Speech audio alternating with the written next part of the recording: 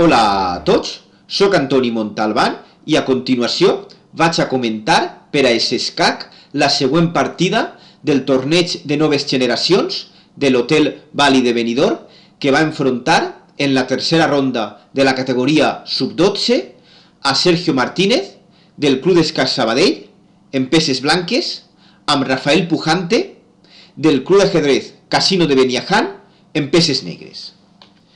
La partida comença amb E4, eixida de peó de rei de Sergio Martínez, resposta amb C5, defensa siciliana per part de Rafael Pujante, segueix cavall C3, la variant tancada, si bé aquesta jugada és suficientment flexible com per a permetre transposar també a altres variants, cavall C6, F4, i així Rafael Pujante juga E6 en comptes de les més habituals G6 o també D6. Després de E6, Sergio Martínez juga alfil B5, que és una línia perfectament jugable, però en la que s'aparta definitivament dels esquemes en els que les blanques fan filanchet en el flanc de rei. A partir d'ací, el destí d'este alfil, amb tota probabilitat, serà canviar-se per el cavall negre de C6. No obstant, l'alternativa seria continuar primer amb cavall F3 i després de C5 amb alfil B5, ja que les negres ja han definit la seva estructura de peons. Podria seguir cavall de G7, dama E2, per exemple ara D4, cavall D1, A6, el canvi alfil per C6, cavall per C6, en definitiva d'una forma bastant similar a la partida. Després d'alfil B5, segueix cavall de G7, cavall F3, i així Rafael Pujante continua amb A6. En principi, T5 sembla ser la continuació més habitual, però la veritat és que em sembla més lògica la resposta del jugador del Club d'Ajedrez Casino de Beniaján, ja que mira de forçar el canvi en C6 i després definirà l'estructura de peons com més li convinga.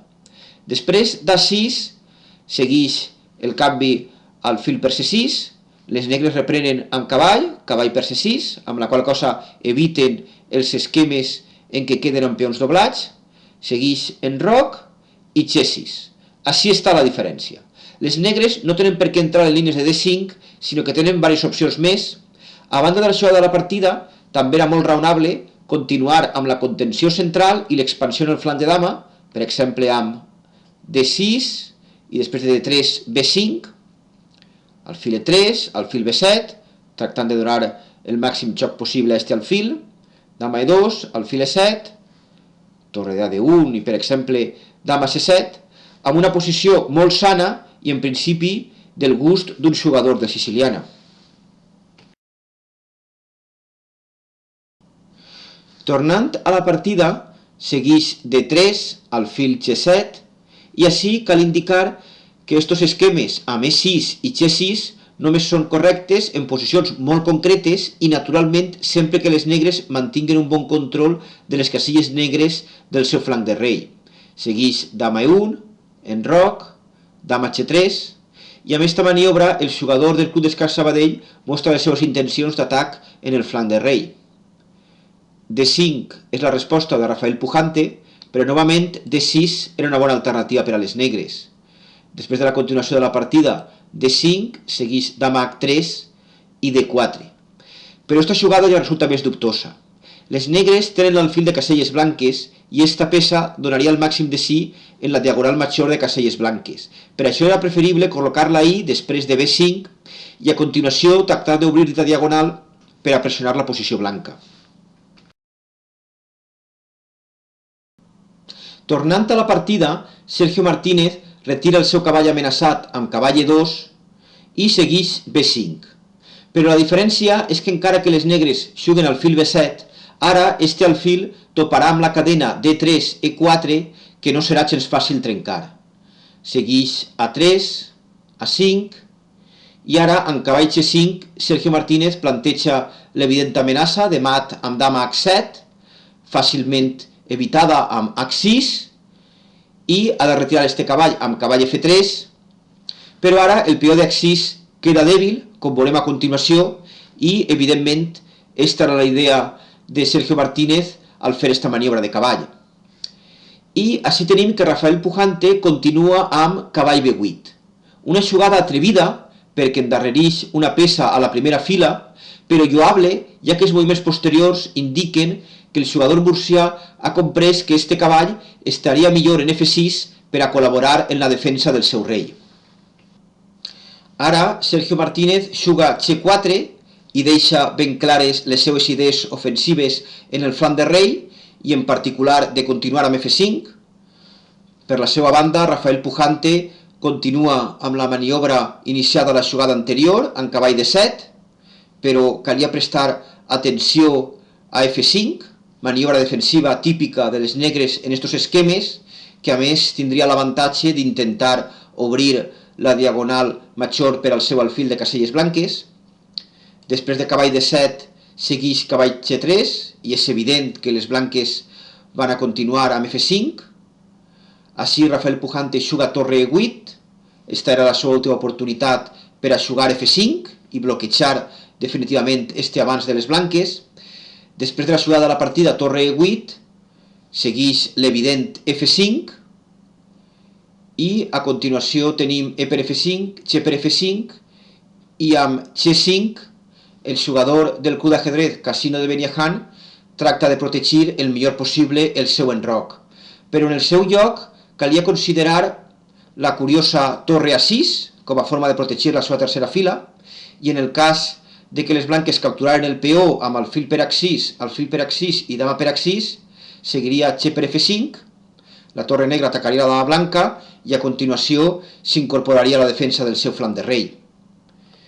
I si després de torre A6 les blanques no capturen el peó, les negres podrien mantindre els seus peons en la tercera fila i d'esta forma no cedirien cap casella als cavalls blancs, com passa en la partida després de G5, que la casella H5 queda disponible i les blanques l'ocupen immediatament amb cavall H5.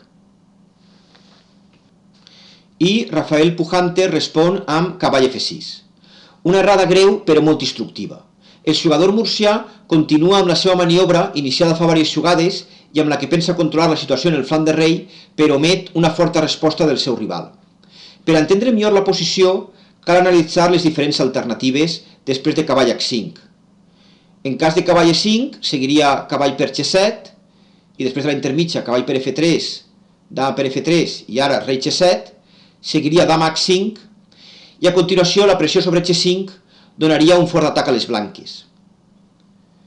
Després de cavall H5 també hi hauria alfil E5, que seria una millora respecte a la continuació anterior, però així tot, després de dama H2, per exemple rei H8 i H4, les negres tractarien de mantindre la posició amb F6, però després de H per G5, H per G5 i rei F2, les blanques tindrien atac per la columna H. Després de cavall H5, novament apareix la jugada de torre A6, com una forma original d'intentar defensar l'enroc negre. Així tot, després de la natural, cavall per G7, rei per G7, dama H3, rei H8, ja que alfil B7 es contestaria amb el sacrifici en G5, que resultaria guanyador, ja que cavall F6 seria replicada amb E5. Després de rei H8, rei F2, torre H8, i les negres encara estan sota una forta pressió, però sembla que així tindrien millors possibilitats de mantindre la seva posició. Tornant a la partida, després del cavall F6 de les negres, segueix cavall per G7, rei per G7, les blanques evidentment trien eliminar l'alfil del filanxer de les negres, i segueixen amb dama H2. Però així estava la gran oportunitat per al jugador català.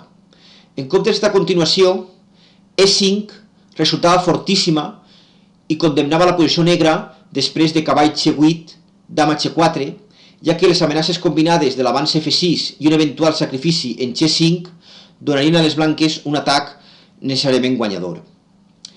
Després de dama H2, segueix cavall H7. Segurament a aquestes altures el jugador del club d'ajedrez Casino de Beniahan és conscient de la força de l'avanç E5 del seu rival i per això fa aquesta jugada preventiva, però realment era preferible en el seu lloc alfil B7, que també evita E5 i té l'avantatge de que posa en joc l'última peça negra. Després de la jugada de la partida, cavall H7, segueix H4, F6 i H5. Però esta és una errada per part del jugador del Club d'Escacs Sabadell, que tanca la posició i amb això una de les vies naturals d'atac contra el rei negre al que se suposa que està assetjant. Naturalment, per obrir línies calia el contrari, canviar amb H per G5, H per G5 i a continuació rei F2 per a intentar atacar per la columna H. Tornant a la partida, després de l'avanç bloquejador H5, segueix alfil B7, per fi este alfil ocupa la gran diagonal, però ara topa amb el peó D4, sòlidament defès pel seu company de D3, segueix cavall H4, una jugada bastant inofensiva. El cavall es dirigeix a G6, però realment allí no crearà cap perill sobre el rei negre. Rafael Pujante continua amb torre C8, però segurament així cavall F8 era més precisa. De tota manera, la posició ara ja cal considerar-la aproximadament igualada perquè les blanques ja no poden crear un perill real sobre el rei negre. Segueix cavall G6 i torre C7, encara que així sembla preferible C4 per intentar crear algun contraxoc sobre la posició blanca. Després de torre C7 segueix alfil D2, torre F7, torre de A1. Per exemple, en cas de cavall F4 intentant aplegar a la magnífica casella E6, evidentment les negres ho evitarien amb cavall F8. Després de torre de A1 segueix cavall F8 igualment, dama H4 i cavall per G6. Un canvi innecessari i que podria donar peu a obrir línies contra el rei negre més endavant. Una estratègia d'espera i bloqueig, començant per exemple amb A4, per a continuació mantens a l'espera, seria el més segur per a les negres. Tornant a la partida, després de la captura cavall per G6, segueix la recaptura H per G6, torre de F7, torre F2, torre H8, jugades de maniobra en una posició molt bloquejada, dama H5 i alfil A8. Però aquesta és una errada per part de Rafael Pujante, que torna a ignorar el perill de l'avanç E5 del seu rival. Si l'haguera tingut en compte, haguera continuat, per exemple, amb dama C7, mantenint un adequat control d'esta casella, que és l'única trencada possible de les blanques.